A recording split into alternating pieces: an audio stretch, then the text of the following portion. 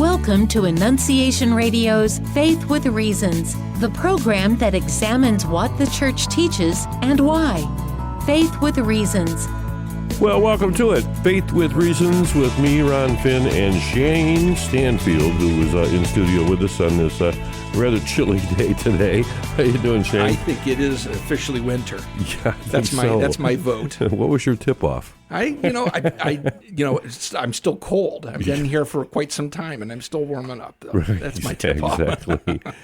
Well, nothing warms us. Well, let's see. There's hot chocolate. Yeah. There's a nice warm fire. Yeah. And there's a good book. Oh. Like the Bible. Yeah, absolutely. Talk about warming your is it cackles?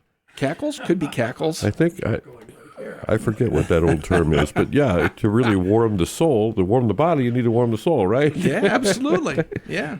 Which is why we always look forward to a little visit an extended visit really, with Professor Peter Sibilio, who's the Bible teacher and authority. And man, it's great to have you on here, Dr. Sibilio.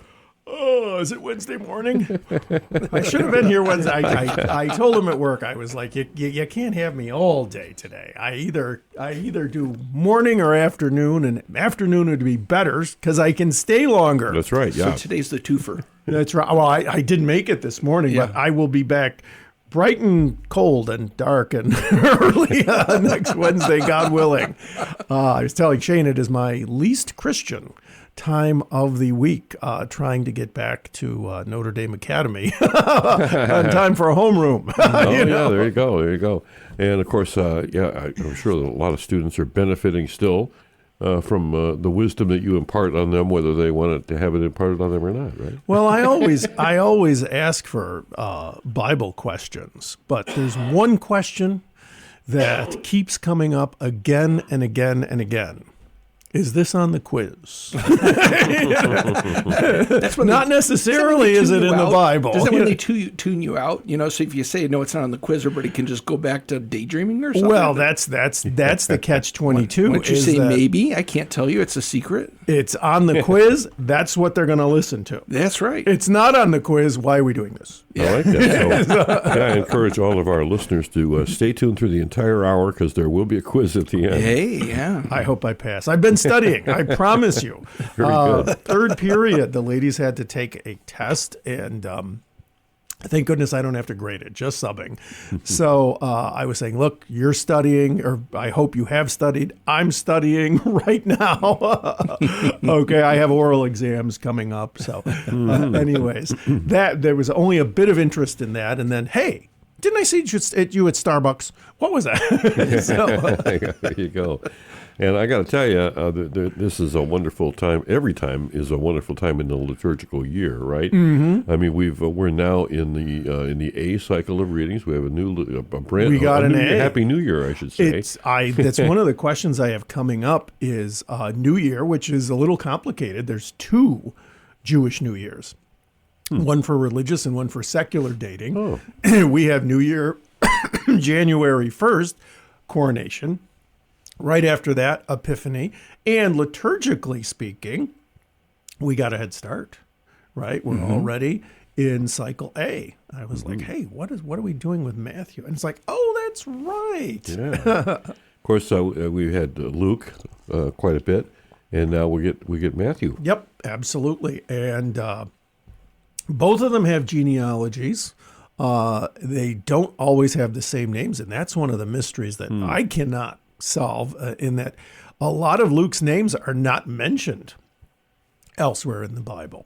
And so that's always one of those things like, wow, you got to look at that. So we can talk about, what books to read, what to read if we have a moment's notice, other than, of course, cookbooks. Of course, after Monsignor's wonderful presentation, we'll just go over to his house. Yeah, I loved last night. I tell you. He was on stage live cooking at our big old Christmas party at the Mommy and Door Theater. What a fun time that was. And he made hanky-panks. Yeah. I should have had that. I think I'm still coughing on some of the popcorn. But big shout out. I love the popcorn at the Mommy Theater. And an NDA student was working the popcorn. Oh, really? Uh-oh.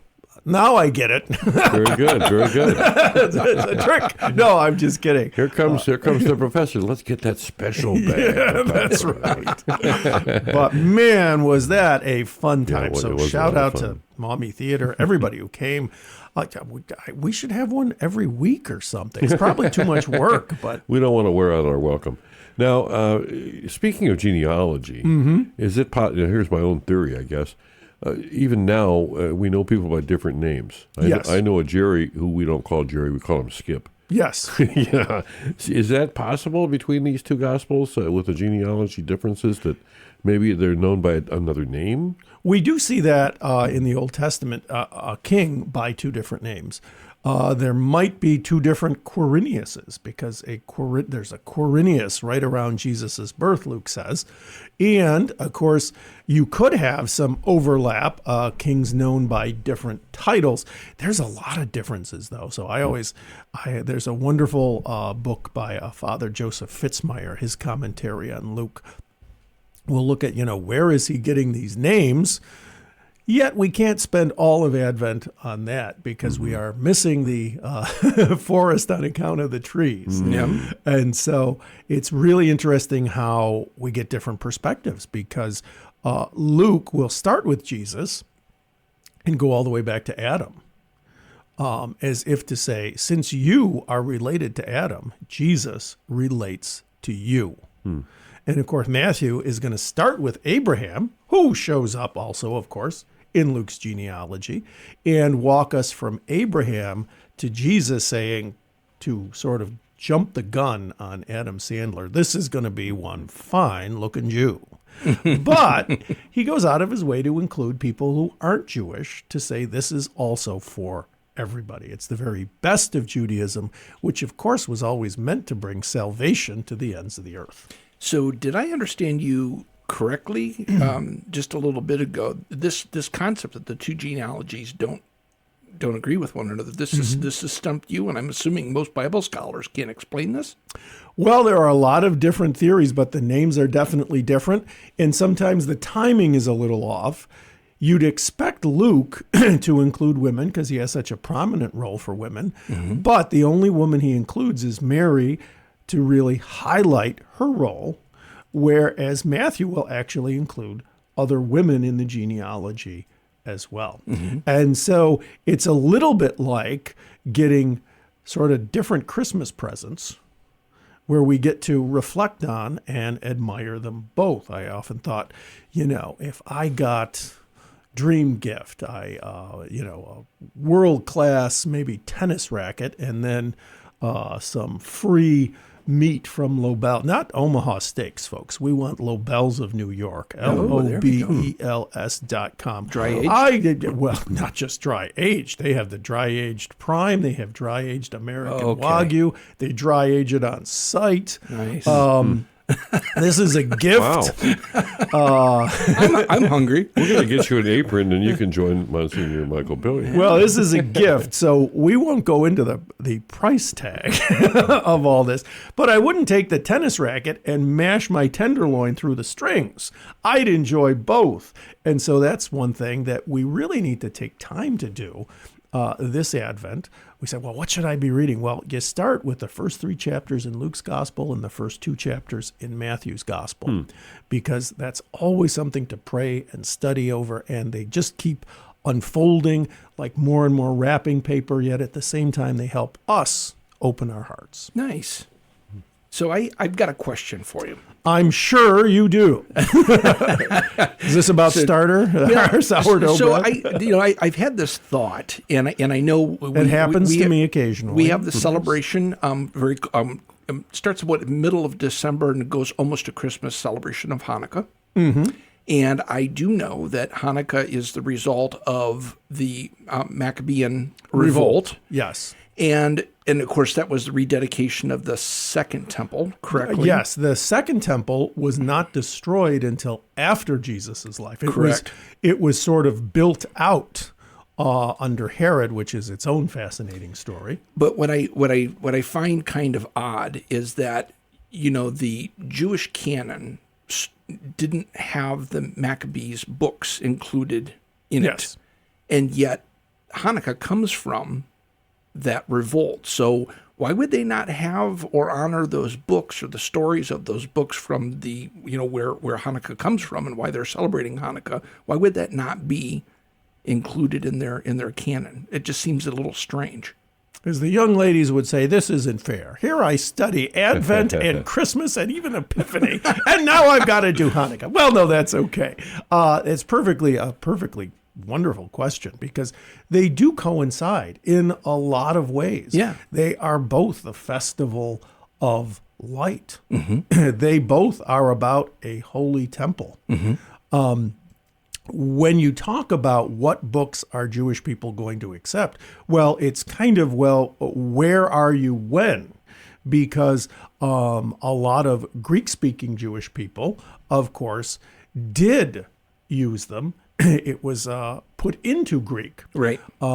But at first it was thought, this is after Ezra, and where a lot of Jewish rabbis, early rabbis, by that time you have rabbis, are like, we don't want to include anything after Ezra. Well, they found out that there's a good deal in the Old Testament that comes after Ezra, mm-hmm. kind of a second Moses-like figure. Mm-hmm. Second, they didn't know, they couldn't find where the text was in Hebrew or Aramaic. They only had the Greek, and there was a kind of a prejudice against using the Greek as a little bit less authentic, and those Christians are doing that now. Mm-hmm. And so there's this prejudice a little bit against 1st and 2nd Maccabees, but rabbinic literature cites it very, very often in order to expand on this necessary and wonderful feast of Hanukkah. And the reason why I brought it up is because that was one of the arguments that they used to remove those books from the Protestant Bible. Yes. Because they determined they went back to a certain period of time. Yes. And realized that the Jewish religion wasn't including them at that particular time. So they said if they weren't including it, then they're not important to us, and they jettisoned that along with they were part of their 2 of the 7 books that they don't include. And it is really with the destruction of the Second Temple, 200 years plus after Hanukkah, 70 AD, around AD 70, mm-hmm. That Judaism, in order to survive, really kind of tightens up. A lot of the diverse movements and groups within Judaism are simply sort of forced to conform or defined out of Judaism, just so Judaism can survive. No more land, no more temple. Who are we? Yeah. And a lot of these books, scriptures that they cannot predate for a long time, mm-hmm. scriptures not available in Hebrew, thank goodness for the Dead Sea Scrolls, okay, are simply seen as part of our tradition, but they're not going to be the base from which we expand into our tradition, right? They're not seen as the canon. And as far as the Catholic canon is concerned, our canon yes. for the Bible, we've always included that yes. because it was yes. Obviously they're great stories to read. I mean, as far as very heroic, very how would I say it's well, 1st and 2nd Maccabees are written not obviously in exactly the same Hebrew because it's much later, but they are written consciously in the style of, say, a 1st and 2nd Kings, where this is God's plan marching on through us like it marched on through David mm-hmm. and Solomon. Okay. Very good. Wow, Professor Peter Sibilio in studio with us, and we're talking the Bible, and of course during this Advent season. That's right, Maccabees, not just a Jewish Happy Meal anymore. I'll have a 1st and 2nd Maccabees, please. Well, we read a lot of it just yes. recently, and that was one thing that it was in my mind, and I couldn't stump them, Ron. Well, no, you get keep trying. I mean, good luck to you. This is fun to watch. you get just. A wonderful look at intertestamental Judaism, what is going on when the Romans are coming on the scene. Yeah. Yet Greeks are in control of Jerusalem. You know, you just, when you read 1st and 2nd Maccabees, you just are almost like ground zero of that cultural cradle, no pun intended, that will birth Christianity. Wonderful. So what would you, I guess, where would you want to start in terms of what would you want to draw us to specifically? Where do you want to take us on this Bible tour today? I still try. I got my hangover from, I mean, it was a party last Yeah, night where you didn't need anything to give you a wonderful hangover. And so I'm still really focused on that. And so maybe, you know, if you were there, you saw and heard this. If not, it'd be great just to come to the next one, if there is a next one. I thought the priests were fantastic. I thought the music was fantastic. Father Mark, the way he sort of just weaves the magic act in with a message. And so really any place in the Christmas story continues to unfold. We usually end with the famous antiphons and how we love those. But those are wonderful because they consciously will praise God, taking passages often from the Old Testament, but show how the Old Testament unfolds into the New and into our lives. It's one of the things I love about Advent music. Yes. During this time of year. Of course, if you've been listening at all, you know that we're not playing our regular. No. Sometimes we play this bumper music in between shows and so forth. We play a little bit of music here and there, and now it's all Advent music. Yes. And a lot of that is deeply rooted in, well, all of it really, deeply rooted in Scripture and particularly in the Old Testament. Absolutely. I thought Father Jeremy brought that out with his music. And I liked how he talked about the 3 sort of Advent comings. The church will really define 2 senses of this Latin word Advent or coming. And in the first part of Advent, you know, we prepare for Christ's coming back and getting ourselves ready. And then the second part of Advent, we prepare for his physical coming. But of course, it all does lead to Epiphany, where we have a third Advent, Christ coming into our hearts, Christ going public through us in daily life. And I really liked how he brought that out from last night, too. Yeah, very good. Now, there's obviously there's struggle during this time. Ron, you're bringing up the Advent music, but you know, if you hear it on the radio, it's Santa Claus coming to town. Oh, I know. And it's just, you Walk can't into a store at your own peril. Yeah. Well, I think that's, I think they've been playing that since say, July or something. when they took the Halloween It's almost decorations. Halloween time to get the Christmas music. When they took out. the Halloween decorations, and I went right to Christmas, and I'm just it spoils my mood really, because I get rather. It's my least Christian time, but I get angry. I mean, I want to avoid it. I don't want to be in a store and be bombarded with this, because I do appreciate what Advent does for us. And it seems like there's, the culture does nothing about Advent. I mean, it's a shame. Well, it is a penitential season. It's true. That's true. I was just thinking, I wasn't thinking, leave it to Ron is right. You should be thinking about penance. But I was just thinking what you were thinking about, Shayne, so we must be wrong. The two of us agree on anything. It's not like Jesus is present. He's like, you two, you're not included in that. Forget that sourdough starter recipe. That's right. Anyway, but I was really just thinking the same thing. I think now I have been now in malls where they're literally playing Christmas music. Halloween is getting absorbed into Christmas now with Christmas music. It's just incredible. And I was just thinking about how wonderful it is. And Father brought this up last night, to have truly Advent music, because we're not encumbered by, things that we unwrap, but really sort of opening our hearts to get ready for what's happening, right? You're not going to have silly Advent songs. You're not going to have commercialized Advent songs. It's really the music can help you get to Christmas. Just like we talked about when we did our Easter look in the Bible, a lot of the music from Easter actually produces the theology that we find ratified at Nicaea and Constantinople. And I think Advent music, that, hey, we specialize. We're not that station that just runs the Merry Christmas Santa Claus. You can tell what time it is.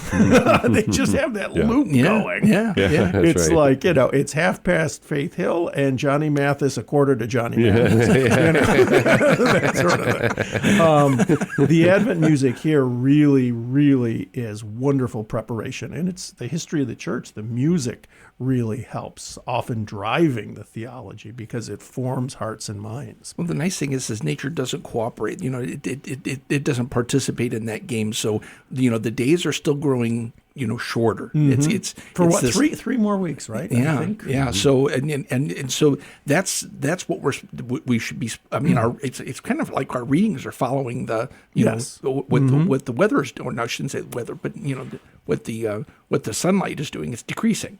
That's true. And I think the big old Christmas party does not fulfill our Sunday obligation. I was trying to argue that it should, but no. It can never replace the Mass, but both are gifts, right? As many events that we can go to that are celebratory and prayerful, rooted in our scriptures and our tradition, wonderful. And, try to go to Mass, not just on Sunday, but in between the candles. There's a lot to be on heard. the Advent wreath. Daily Mass. Because this is kind of where the world was in the thousand. What do you call the thousands? That's in the 900s, 1100s. What do you call the thousands? Well, see, the first century is the 200s, the thousands. What do you like? Millennia? Right, Is it right at the millennium? turn of the first millennium. millennia. Okay. The church was worried that Christmas was becoming too secularized, and they didn't even have They quite. had that problem back then. Oh yes, Santa Claus absolutely. was coming to town. Too much partying, and so Well, we Pearl Ives was actually pretty old. they birthed the term there. Yeah. You can party, but make sure you go to the Christ birth mass Yeah. first, and that starts to begin where we actually see the word Christ Mass. And so the Mass is always a wonderful way, along with our music, of really staying focused on the reason for the season. I know I always say, if you got a few minutes, you can start the day off with Mass, maybe at the end of the day. But it's a wonderful anecdote, along with the Advent music, for sort of putting that secular noise kind of in perspective. Beautiful. Yeah, absolutely. Now, there's a lot of traditions, obviously, that surround Advent, and some of those are I guess you'd call them man-made, right? Some of them really kind of draw back to roots. I kind of like the Jesse tree, for example, where a lot of people aren't really they know about it, but they don't exactly know what it is. But I mean, when you're bringing specific ornaments to hang on this stick, Yes.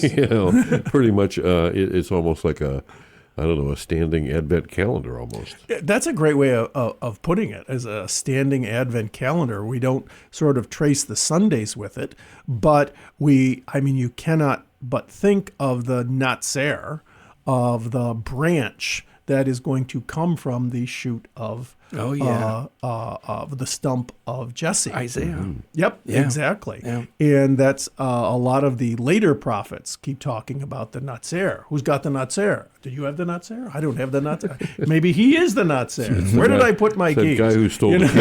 Yeah. And so we start to get that tradition of the branch. And of course, Jesus is called the branch, the Nazarene, who is from Nazareth. Which was Branchtown. Yeah, Yes. exactly. See, Oh, really? I brought that up. It was a few weeks ago. I did that for my Sipping on Scripture. I brought that in, and It wasn't the capital like Jerusalem. It was just a branch. it was just branch. you see, it's not as a capital. It's a that should have been out of. Well, that was no wonder they wouldn't let me come on this morning. Yeah. Well, that was the scripture for that day was Philip and Philip's encounter with what good could possibly come from from Nazareth. Right. And it's just that was like that. It's like they were on the other side of the tracks. This is real backwater town, and it wasn't anything important. But I was researching this, and I thought this was fascinating because of the Hebrew word for branch, and that's where I guess Nazareth was derived from. Probably. Town. Yeah. Etymologies are often contested, but that is certainly what I tend to think of that, and probably because it was somewhat agrarian, it was very rural, and so it would make sense, to call it a sort of branch. But it's Natsir, yes. Nazarene. Yes. So, yeah. Mm-hmm. And then that at is usually a place marker. Mm-hmm. So the place of the branch. Very cool. So.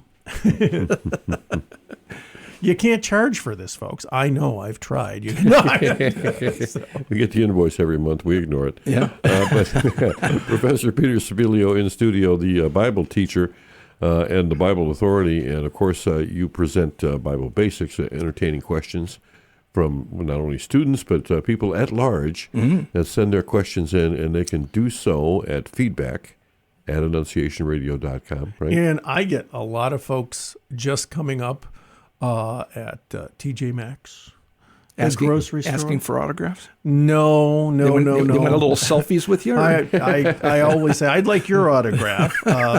Here's one of your checks. I'll fill in the rest.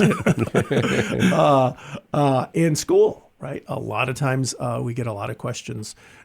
Sometimes, the email, I'll get to that. But it's just easier a lot of times. And so if you see me and you have a question, the pilgrimage, I remember earlier in the year, right? I got a couple questions there. So you never know where these questions are going to come up. I like the idea of entertaining questions. My answers are not that very entertaining, but I love to entertain your questions. It's amazing what you can do in that 2-minute span to address a very complicated issue. I just take out the verbs and the adjectives. It's a lot of dog, cat, chair, Very few consonants, but yeah, it's a beautiful thing, and of course you hear that every day here on Annunciation Radio, and so yeah, people bump into you, and it's interesting how. So certain things will trigger a question that you would have never thought of on your own, but you hear something and it makes you wonder and dig a little deeper, and you're a great resource for that. Well, it has kind of taken up, kind of some of my research time, and I don't mind that, because boy, have I learned a lot. I'm like, I never even thought about that, like. These other people surrounding Jesus's birth, like this, Quirinius fellow, and then, Licinius of Abilene and all that stuff. Do we have any other references for them? We find out we do. Interesting. Very good. All right, time for a break already. We're finished with half of the show. Man, this goes quick. And Christmas is really coming fast. Yeah, absolutely. Getting closer and closer as Peter Sibilio in studio with Shane Stanfield and me, Ron Finn. Faith with Reasons here on Annunciation Radio, and we will be right back. Did you hear that? Thinking about separation or divorce? Retrovi is a Christian peer ministry designed to help troubled couples regain the health of their marriage. It helps spouses reawaken the love, trust, and commitment that originally brought them together. Retrovi has helped tens of thousands of couples around the world. To learn more about Retrovi or to register for a weekend near you, call 1-800-470-2230 or visit us on the web at www.helpourmarriage.com. Living the Beatitudes with Father Bjorn. Blessed are those who hunger and thirst for righteousness, for they shall be satisfied. I Can't Get No Satisfaction is a popular song, but it could be a summary of our life on earth. In the book of Genesis, we hear that we're made in the image and likeness of God. That means that we can know the truth and we can choose to do good to others. We can love. It comes to fulfillment in the Sermon on the Mount where we hear these Beatitudes. It's the standard of the Christian life. Jesus tells us that if we hear what he says and do what he tells us to do, we will be like wise people who build our house on solid rock. But we make progress towards happiness and blessedness by our actions, and it starts with our interior disposition, what we want to choose. Do you and I hunger and thirst for those things that will lead us to happiness and to God? Blessed are those who hunger and thirst for righteousness, for they shall be satisfied. EWTN. Live truth. Live Catholic. Annunciation Radio is giving you another way to access all of our great Catholic content. Now catch all of our live local programming on our YouTube and Facebook pages. Go into the studio during Morning Offering with Ron and Dave, Faith with Reasons, or Sing Us to Life with Peter Range. And if you can't view the programming live, our video archives offers everything on demand. Viewing our live local programming takes your faith experience to another level. Annunciation Radio. Now, back to Faith with Reasons here on Annunciation Radio. Hey, welcome back here. Shayne Stanford with Ron Finn, and we are blessed to have Dr. Peter Sibilio from Bible Basics. Is that more radio than my radio voice? That was pretty Bible good, yeah. Basics. I like that, yeah. Everywhere I go, I have a radio face, they tell me. So I don't know about that. So. You can do television.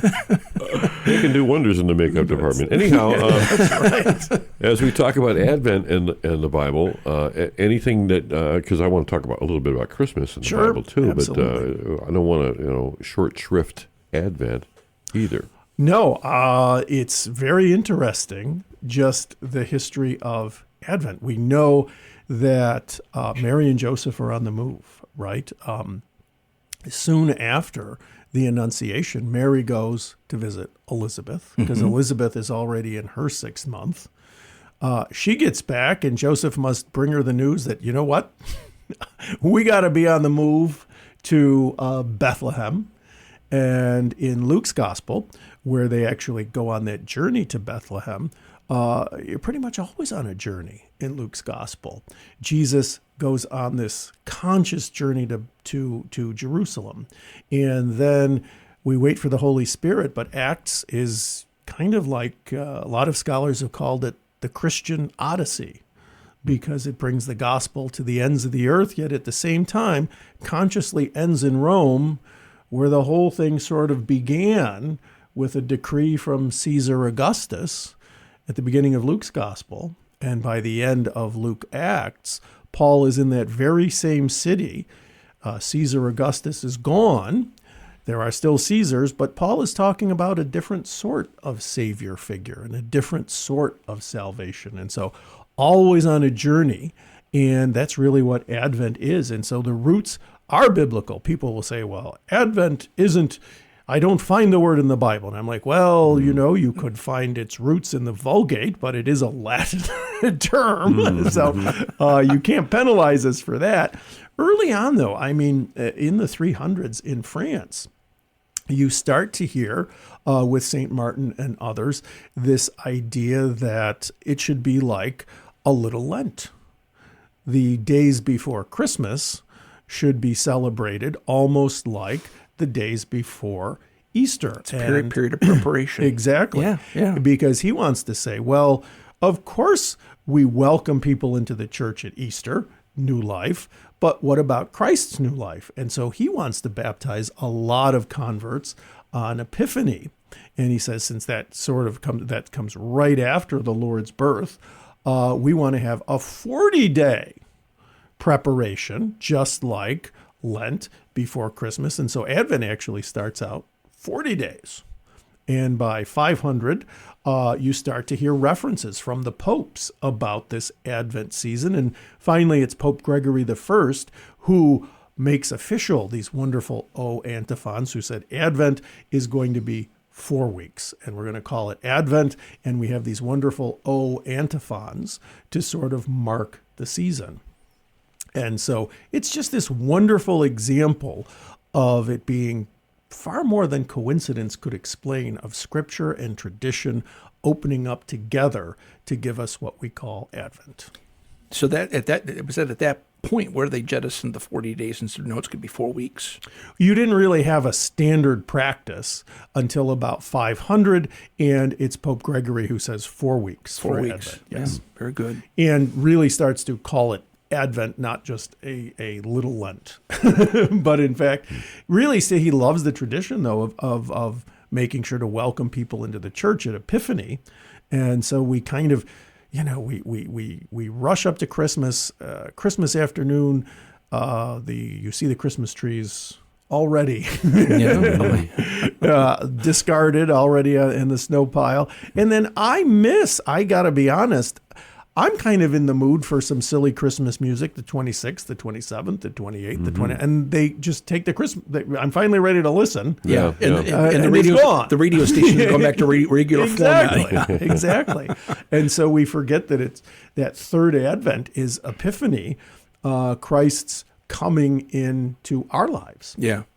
And so it is a celebration season and a preparation season, really is. Yeah, because Christmas really starts on Christmas. Exactly. The first day of Christmas, right? Yeah. As we know from that, we were just talking about that wonderful, if you didn't hear it, you got to find a way to hear the Annunciation Radio 12 Days of Christmas.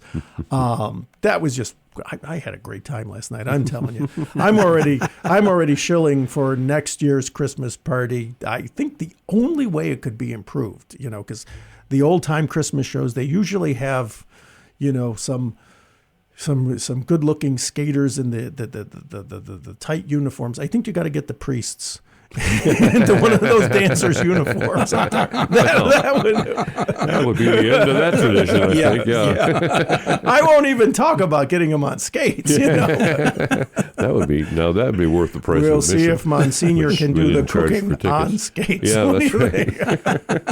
Very good. Oh my. So in speaking about this time of the year and people, a lot of folks are going to get a Bible for Christmas, right? Yes. They're going to get a gift Bible. Mm-hmm. I hope so. Hopefully they, whoever's buying it for them chooses carefully. Yes. Which kind of brings up a point. I mean, if someone's planning on gifting someone a Bible, yes, there's so many choices out there. And I'm not going to ask you to recommend, well, I will probably ask you to recommend a specific Bible, but any Bibles that, if they walk into a Barnes & Noble, for example, what are you not looking for? Well, I think you always want to look for the type of language that you would put in a cover letter. You want it to be accurate. Hopefully you are accurate in your cover letters. But you want it to be clear, direct, and professional. Few things will turn most people off to the Bible quicker than thous, ye's, forsooths. A lot of people like that language for nostalgia and to remind them to approach the text reverently, to remind them that it's not a newspaper. That's wonderful too if you know the person likes the older style of English.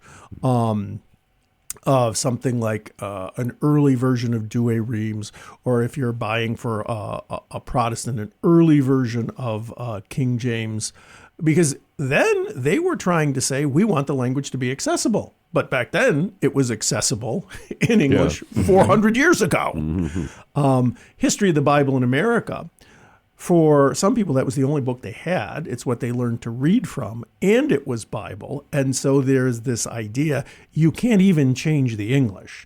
Even when we find better manuscripts, even when English itself changes. Oh, yeah. And so if a person does have that sort of old-fashioned bent, maybe, you look for a special Bible that still does that. Otherwise, though, I would definitely pick a Bible that has the deuterocanonical books, and a number of non-Catholic Bibles do. The Orthodox Bibles certainly do, and a lot of study Bibles do, whether they are Catholic or not.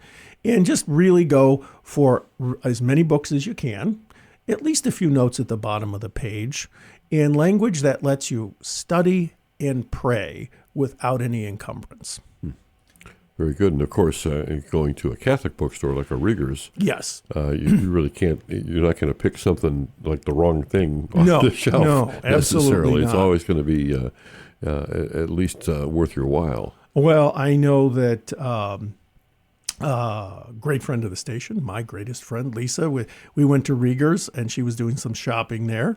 And I was like, okay, I'll just go into, man, they've got a lot of good. I was like looking at this book, that book. It is just really fun.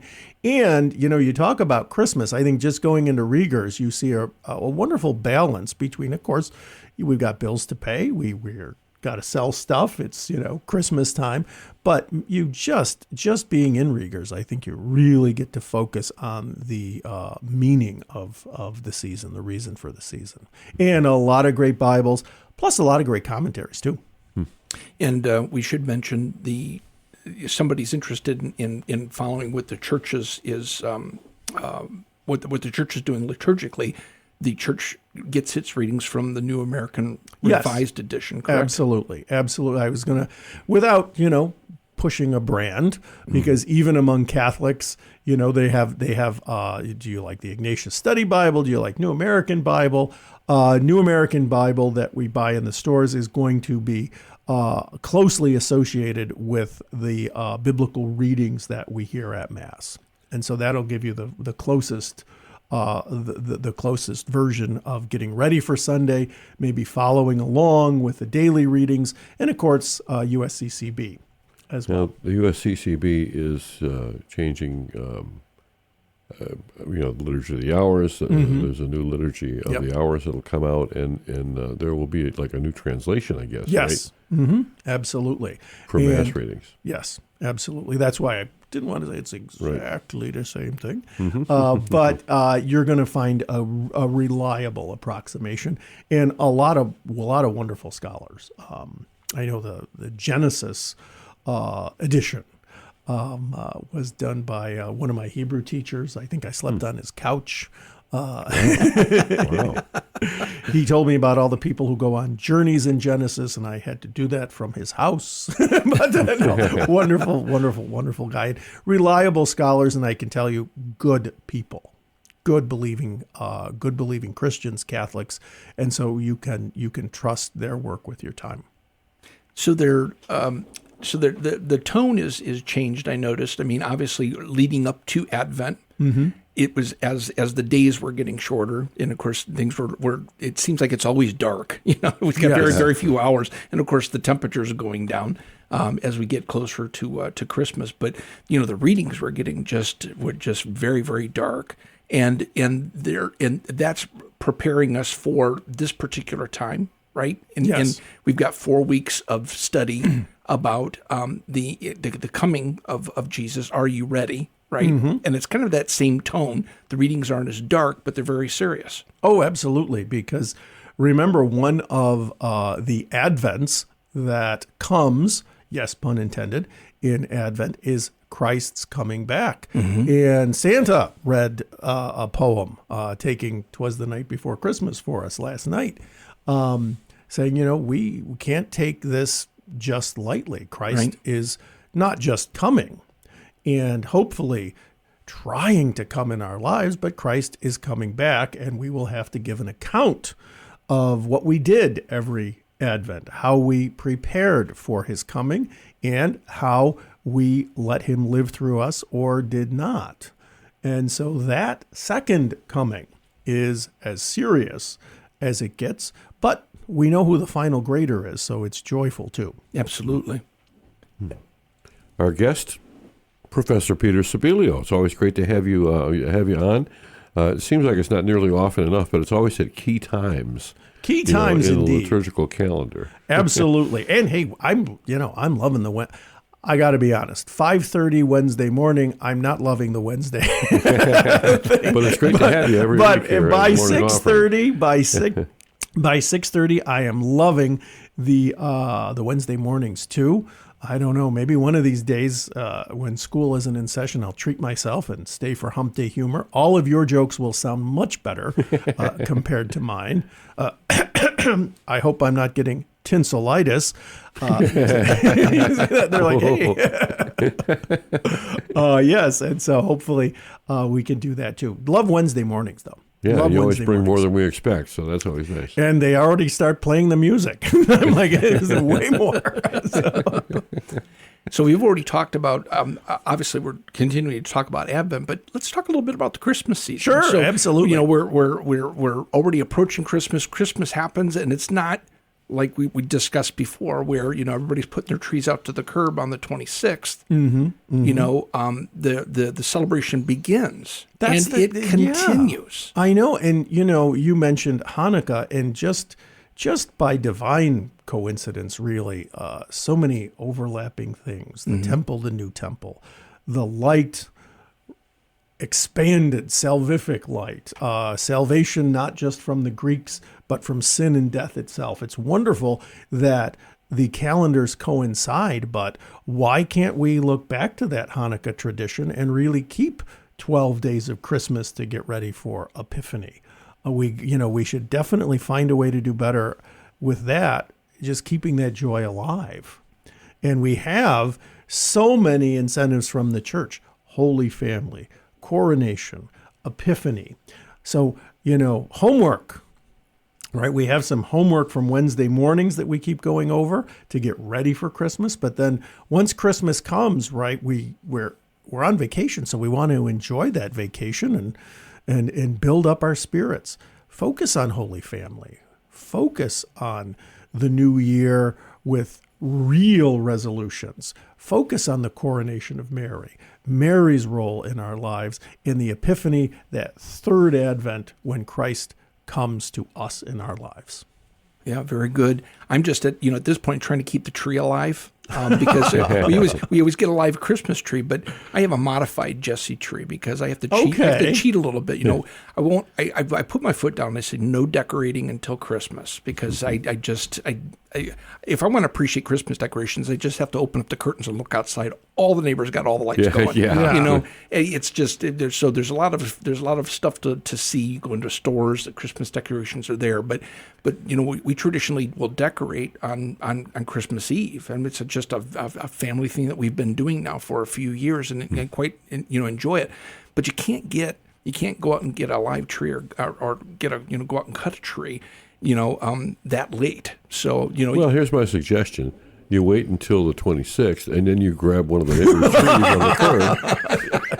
That's a nice one. I'll take that one. You don't have to cut it down or anything. Yeah, no, I like that idea. But so I'll go and I'll get about bargain hunting. I'll get a tree and I'll put it up and to keep it alive, but I won't decorate it. So it sits there and it's nice. There's absolutely nothing wrong with that. But I guess my point is our Christmas season goes so long, and I still want to keep that tree up, and you got a live tree, that becomes a problem. But nevertheless, we seem to pull it off every year. It's a wonderful corrective for our secular society that starts us off at Halloween, and we've got to be done by the time kickoff starts on Christmas night or something like that. Yeah. To really say, no, our celebration has just begun and our preparation continues. I love that idea of keeping a Christmas tree up, keeping the Jesse tree up, really enjoying the tree when it's in season. Gaudete Sunday, right, comes toward the end. I know a number of people will not switch over from Advent music to Christmas music until Gaudete Sunday. Wow. Just to keep that joy alive. And I know we've been told that, the Christmas tree isn't in the Bible, and it's just, the kings and the pagans, and that's not entirely untrue.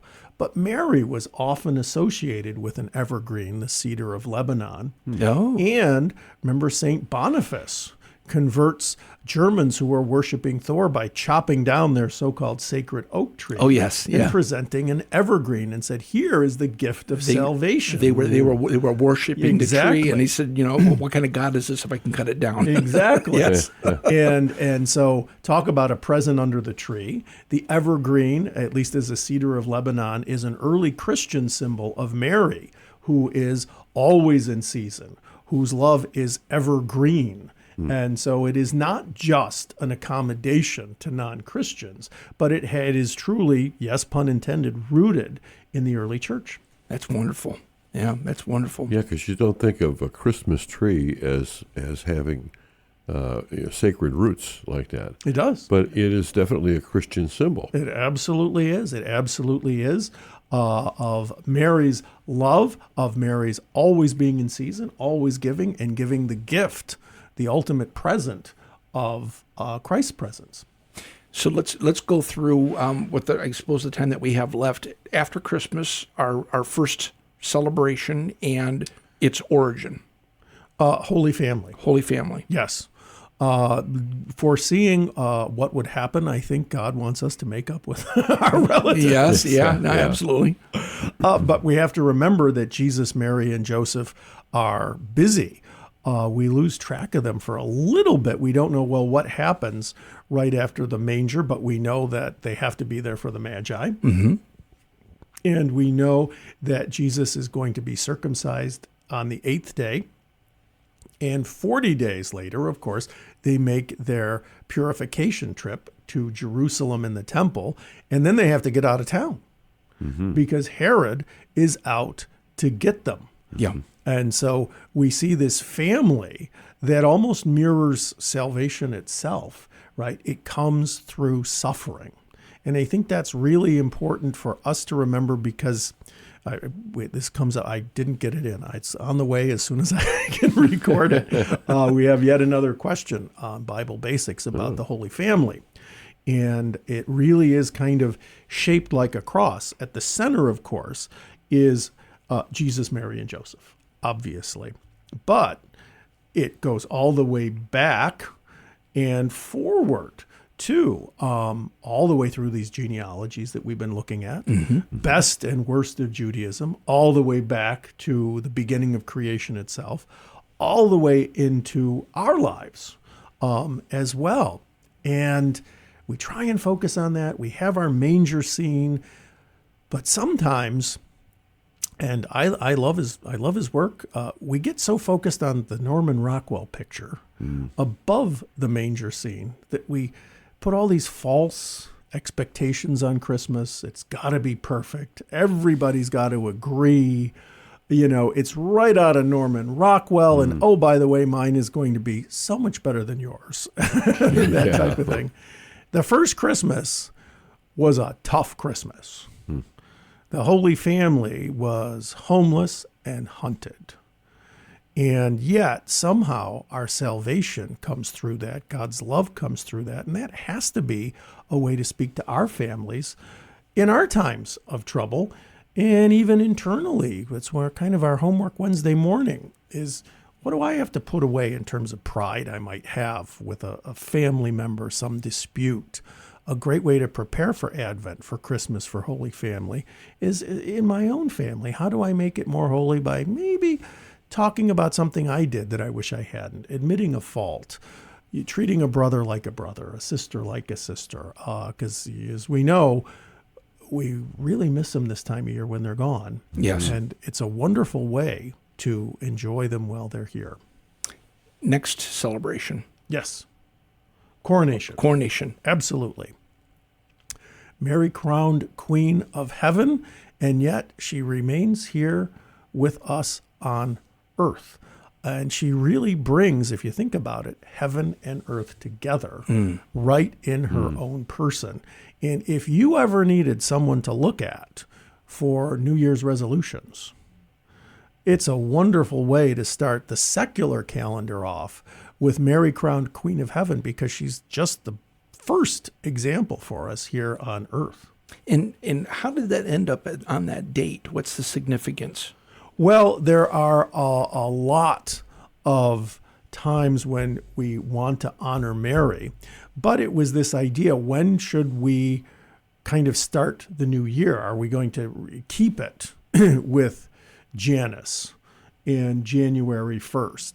If we have the liturgical year starting with Advent, should we try and make society conform to that? And there's this idea, no, we don't have to do that because we sanctify the secular.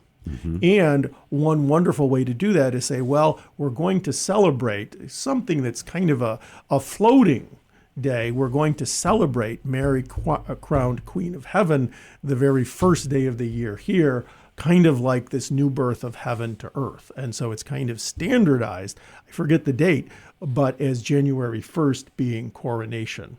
And I like what you said earlier. I mean, obviously, there's it's the combining of heaven and earth, and, Yes. and we're bringing church into the secular calendar. Exactly. Yeah. No, Exactly. Wonderful. And that's kind of something that Judaism had already started to do, and that Christianity continues. Not, regardless of what you might see on the Bigfoot channel, I mean the History Channel.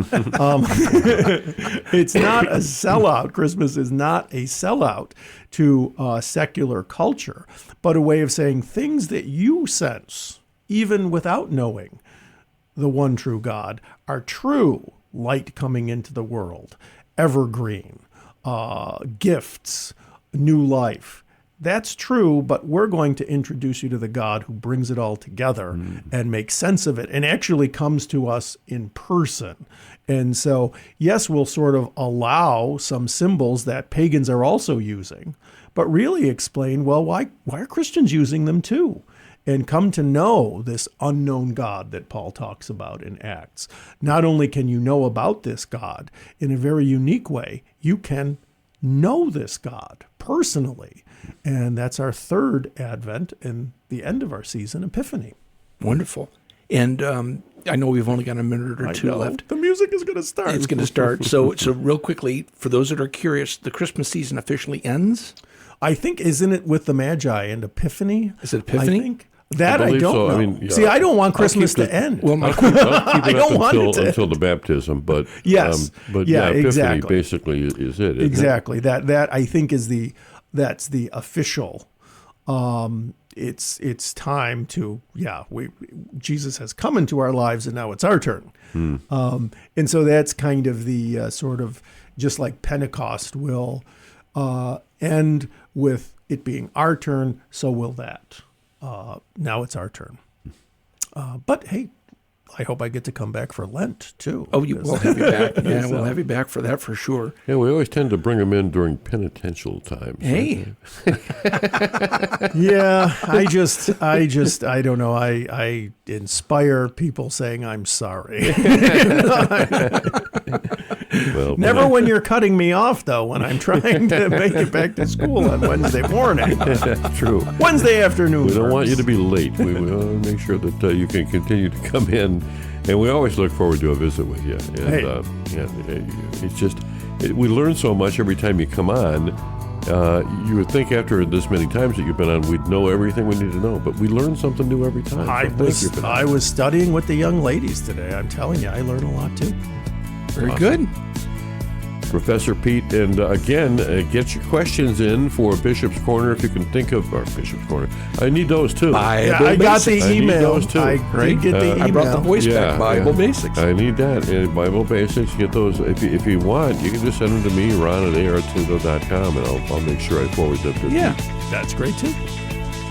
Peter Sibilio, always a pleasure. Thank you, sir. Love being here. Can't wait for another big old Christmas party next year. Hey, so much of the Thank you. season is Happy still Advent. ahead. Happy Advent.